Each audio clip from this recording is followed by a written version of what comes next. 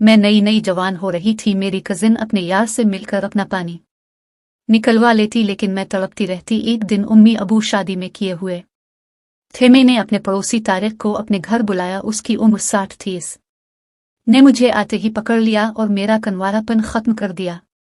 मेरा नाम किरण है और मेरी उम्र 16 है। मैं गिरियों जमात की तालिब इल्म हूं। मैं और मेरी तायाजाद किरण आपस में दोस्त हैं। वो मुझसे 2 साल बड़ी है। उम्र में बड़ा होने के साथ वो हरकतों मैं भी मुझसे बड़ी है। रात के 12 बजे का वक्त था। मुझे नींद नहीं आ रही थी। मैं अपने कमरे से निकलकर दूसरे पोर्शन में चली आई अपनी कजिन के पास। वो अलग कमरे में सोती थी। मेरे ताई अलग कमरे में होते मैं अपनी कजिन के कमरे के दरवाजे के पास आई। मैं दरवाजा खोलने वाली है कि अंदर से आने वाली आवाज में सुनकर मेरे कदम वही रुक गए। आह बस करूं नोमी, और कितना करूंगे? मुझे बहुत दर्द हो रहा है। मैं अब मजीद नहीं करूंगी। तुम भी रुक जा। मेरी कजिन दर्द के मारे चीखते हुए बोली। मैं समझ ना पाई कि वो किस दर्द की बात कर रही है। मुझे लगा उसे कोई मार पेट रहा है, इस वजह से वो दर्द में है। मेरे पास इसके कमरे की चाबी थी। मैं भागकर अपने कमरे में आई, चाबी ली और कमरे का दरवाजा खोलकर अंदर दाखिल हुई। उसे शर्मनाक हालत में देखकर मैंने आंखों पर हाथ रख लिया। मुझे कमरे में देखकर वो फौरन बिस्तर से निकली और पहले कमरे का दरवाजा बंद किया, फिर मेरी आंखों से हाथ उठाया और मुझे घूर कर देखने लगी। तुम मेरे कमरे में इस वक्त क्या कर रही हो? इस ने मुझसे गुस्से में पूछा। मैं फटी आंखों से इसका बना लिबास के बदन देखने लगी। इसकी नदी से पानी बहकर जमीन पर गिर रहा था।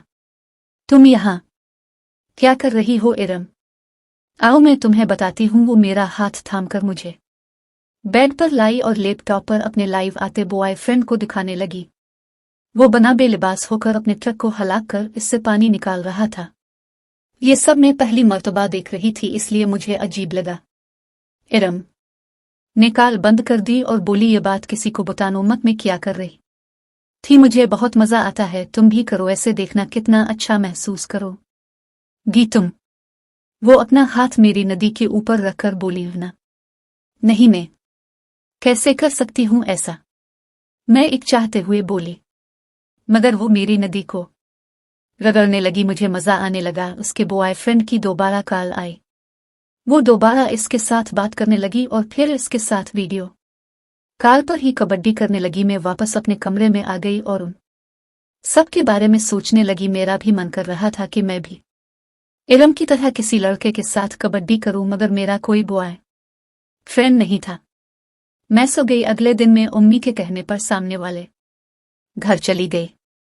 तारिक अंकल बाहर सहन में बैठकर धूप लगवा रहे थे और हाथ में कोई मैगजीन उठाकर उसे गौर से देख रहे थे। अंकल, आपकी बीवी कहाँ है? मुझे उनसे कुछ लेना था।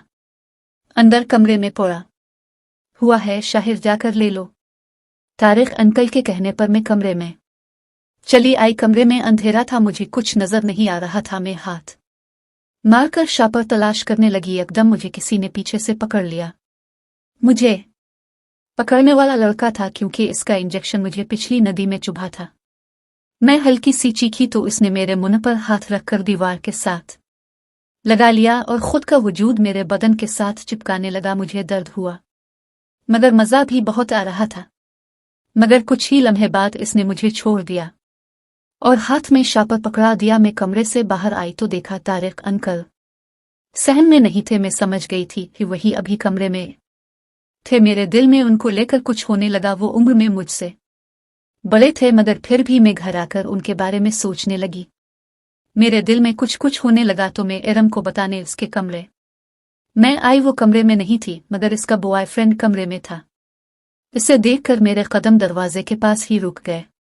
वो इरम कहाँ है और आप यहाँ क्या कर रहे हैं? अगर किसी ने आपको देख लिया तो? फिर मुझे अचानक ये खौफ सताने लगा कि अगर नोमी को यहाँ किसी ने देख लिया तो क्या होगा? तुम कमरे का दरवाजा बंद कर दोगी तो कोई नहीं जान पाए गा मैं यहाँ हूँ। वो मुझे गहरी नजरों से देखकर बोला। मैंने फौरन कमरे का दरवाजा बंद किया और इरम का नंबर डायल किया और इसे बताया कि इस का बॉयफ्रेंड यहाँ है। वो कहने लगी कि वो उम्मी के साथ दूर बाजार आए हुई है। इसे घर वापस आने में 2 घंटे तक वापस आऊंगी। तुम नोमी का ख्याल रखना। इसकी बात सुनकर मैं सर पकड़कर रह गई। आप यही रुकी, मैं यहां से जा रही हूं। उसे वही छोड़कर मैं वहां से जाने लगी, मगर उसने मेरा हाथ थामकर मुझे जाने से रोक दिया और कहने लगा, तुम इरम से भी ज्यादा खूबसूरत हो। मैं यहां इस से नहीं तुमसे मिलने आया हूं। तुम्हें पहली नजर में देखकर ही मैं तुमसे मिलने को मचल गया था, और आज मुझे ये मौका मिला है तो मैं हाथ से नहीं जाने दूंगा। नोमी की ये बातें सुनकर मेरा दिल धड़कने लगा। तारिक अंकल ने मुझे पहले से ही गर्म कर दिया था, और अब नोमी मेरे जज्बात को मजीद बहकाने लगा था। मैं कुछ न बोली। नोमी मुझे बाजू से पकड़ कर अपने नजदीक लाने लगा। मेरे लब खामोश थे, मगर जज्बात मचल रहे थे। मुझे अपने नजदीक लाकर नोमी ने मेरे खामोश लब को खींचा। में दर्द से इसके सीने के साथ जा लगी। वो मेरी पुश्त पर अपना हाथ चिल्लाते हुए नीचे की जानिब आया और मेरी बंदूक को दबाने लगा। मैं बेकाबू हो रही थी, मगर दूसरे ही लम्हे मुझे ख्याल आया वो मेरे कजिन का बॉयफ्रेंड है। उसे धक्का देकर मैंने इसे खुद से अलग किया और भागकर अपने पोश में आ गई।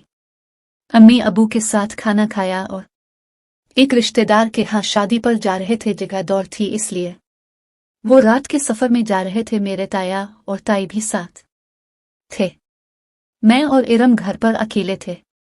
अबू अम्मी के जाने के बाद इरम ने फिर से नोमी को घर बुला लिया और उसके साथ कबड्डी करने लगी। मैं ने थोड़ा झांक कर देखा तो नोमी इरम के बल्ब से रोशनी निकाल रहा था। मेरा शिद्दत से मन हुआ ये सब कुछ करने का। अब नोमी के साथ कुछ कर नहीं सकती थी, इसलिए तारिक अंकल के घर चली आई। वो घर के दरवाजे के पास ही खड़े थे। गली में कोई भी नहीं था। मुझे देख कर वो मुस्कुरी में भी हल्की सी मुस्कुराई और बोली, अंकल मेरे घर पर कोई भी नहीं है। अब मेरे घर आकर वो शापर देंगे जो इस दिन कमरे में दिया था। मैंने मध्यम लहजे में कहा। वो आसपास नजरें दौड़ाने लगे और बोले, तुम जाव में आता हूं। मैं नजरें झुकाकर घर आई और स्टोर रूम में चली गई। वो कमरा बिल्कुल बंद था। कुछ देर बाद तारिक अंकल भी इस कमरे में दाखिल हुए और दरवाजा बंद कर दिया। मेरे दिल की धड़कन तेज होने लगी जब तारिक अंकल ने अपना इंजेक्शन मेरे हाथों में थमा दिया और कहने लगे, मैं इस दिन तुम्हारे साथ करना चाहता था, मगर मुझे लगा अच्छे मौका का इंतजार करना चाहिए और आज मौका मिल गया है। अब जल्दी से अपने नर्म हाथों से मेरे इंजेक्शन को बड़ा करो ताकि वो तुम्हारी तन गली में दाखिल होकर तुम्हारी और मेरी प्यास बुझा सके। तारिक अंकल ने कहा और मैं ऐसा ही करने लगी। अचानक ताई के पोषण से रोने चीचने की आवाज आने लगी। हम दोनों डर गए। तारिक अंकल अपने इंजेक्शन को अंदर रखकर वहां से भाग गए। मेरा वजूद खौफ से कांपा कि ऊपर ऐसा क्या हुआ है जिसकी वजह से इरम रुपंज रही है। मैं हिम्मत जताकर बाहर आई और खौफ से कांपती टांगों को घसीट कर ऊपर आई। इरम के भाई को देखकर मेरी आंखें हैरत से फटी की फटी रह गई। वो जवान लड़के थे और बैरून मुल्क में रहते थे। उन्होंने इरम और नोमी को बेलिबास हालत में देख लिया था। नोमी को मार मार कर उन्होंने इस को लहूलुहान कर दिया था। ये सब देखकर मैं भी रुपई। मेरे जिस्म खौफ से रूंगटे खड़े हो गए। मेरा भी यही हाल होता जो इस वक्त इरम का हो रहा था। अगर मैं स्टोर रूम में जाने के बजाय कमरे में होती। नोमी को पुलिस के हवाले कर दिया और इरम को बहुत मारा इसके भाई ने और उसे कमरे में बंद कर दिया। इरम का हाल देखकर मुझे एक माँ पूरा खौफ से बुखार रहा। इरम की शादी इसके भाई ने तारिक अंकल से कर दी। उनकी कोई औलाद नहीं थी। वो अब एक बड़े के साथ रह रही है और मेरे दिल में इतना खौफ पैदा हो चुका है कि अब मैं किसी लड़के से सलाम तक नहीं करती। मैं हर दिन अल्लाह से मुआफी मांगने के साथ इसका शुक्र ये अदा भी करती हूँ कि इसने मुझे और मेरी इज्जत को वक्त पर बचा लिया था।